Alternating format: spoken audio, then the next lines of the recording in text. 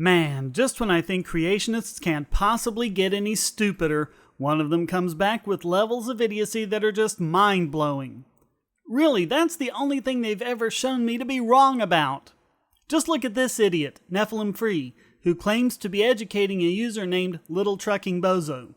Little Trucking Bozo is a Christian who accepts evolution, and he attempted to educate Nephilim Free about the age of the Hawaiian Islands. Here's the astounding idiocy of Nephilim Free's lame attempt at a rebuttal. Well, here you've done what every evolutionist always does. Everything they believe in is based upon an assumption.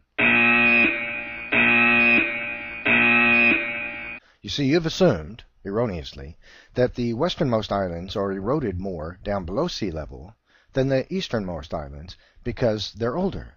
That's false. It's because of ocean current patterns. You see, here are the westernmost islands, right there, okay? And guess what? They're right in the path of a major ocean current, which passes over and above the island of Hawaii. I love how this deluded imbecile thinks that the ocean current goes right where they've drawn the arrow on that particular map and nowhere else.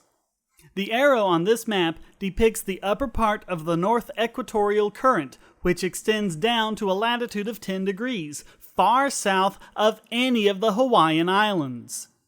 As Little Trucking Bozo explained, the Hawaiian Islands were formed by the movement of a tectonic plate over a volcanic hotspot. As the plate moves, so do the volcanic islands, so new islands appear in the new location of the plate over the hotspot. As time goes by, water erodes the islands down to seamounts. You can easily see this in the Hawaiian Islands with Google Earth. Notice that Hawaii, the biggest island, is at the end of the chain. Notice also that a greater proportion of its area is above sea level. As we go northwest, we see smaller islands above sea level, but below sea level, we see that they really aren't that much smaller in area. This is due to isostatic adjustment, where the tectonic plate tries to reach isostatic equilibrium. The result is, as the islands become eroded by the sea, they become seamounts and then become flattened over even longer periods of time. Look at how many seamounts lie along this line that aren't seen as islands. This is the Emperor Seamount Chain, if you want to look them up. Hawaii is just the tip of them. The fact is, we see this kind of thing in numerous places, such as the Tuamotu Archipelago. A similar chain occurs with the subduction of two plates over volcanoes, which is what form the Marianas Islands and many others.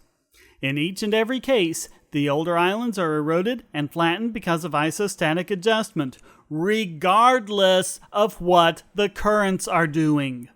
The currents just don't have anything at all to do with the erosion pattern. And again, Hawaii experiences just as much of the North Equatorial Current as Kauai.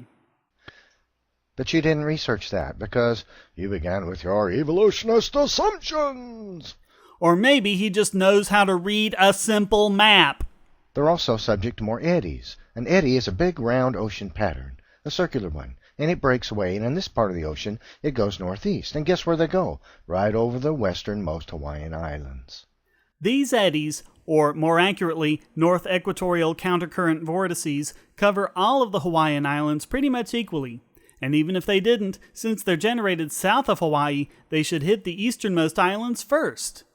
In any case, these vortices are overwhelmed in magnitude by tropical instability waves, which hit the islands equally and indiscriminately, and are usually far greater in size than the overall area of the islands themselves.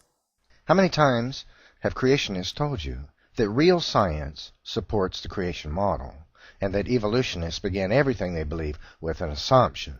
They've told me that lots of times, but despite what Hitler and Mussolini claimed, repeating a lie often enough does not make it true. That is, at least for now, because it will soon join all the underwater seamounts that we see in this island chain. Soon? I thought nothing happens quickly, according to evolutionist geology. Again, sheer ignorance. Quickly, on a geological or evolutionary timescale, is tens of thousands, if not hundreds of thousands of years. They're not interested in science. They're interested in finding something that supports their assumptions. The island of Surtsey appeared out of nowhere in 5 years' time. No, idiot, it did not appear out of nowhere. This was the amount of time it took to rise above sea level. That is not the entirety of its formation. The seafloor was 130 meters below sea level. The initial volcanic eruptions would have been almost instantly quenched by the water pressure surrounding it. But this made a layer of solidified magma, which caused the next eruption to be closer to the surface. It took a number of successive eruptions before the eruption finally got close enough to sea level that the pressure of the eruption could break through the water. It was that final eruption that made the island. It has countless layers. No, it has one layer, unless you drill below sea level and get to the previous eruptions. There is no layering, no stratification, and his contention that life showed up there in such a short amount of time is just further proof of his idiocy in not realizing that plants and animals can easily migrate the 10 to 15 miles from Iceland. Much longer migrations have been witnessed many times. It's nothing special.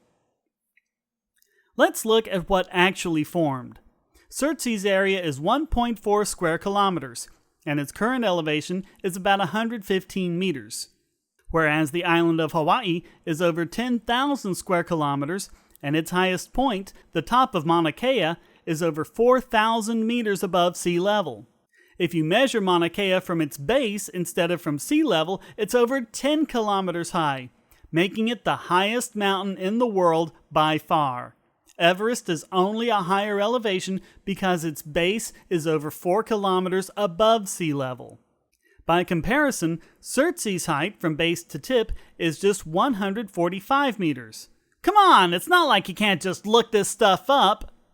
So if we were to use eruptions of the same magnitude to turn Surtsee into Mauna Kea, it would take 7,100 such eruptions to make Surtsee even resemble Hawaii, and that's not factoring for the erosion that would occur between eruptions or the mass lost to debris during the eruptions.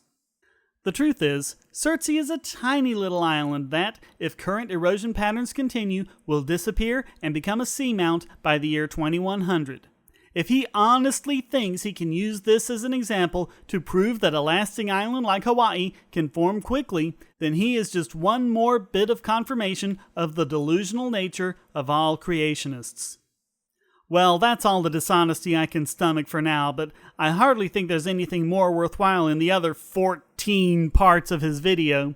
Just deluded ranting without even bothering to look up the evidence, as is typical of Nephilim Free, as is typical of all creationists.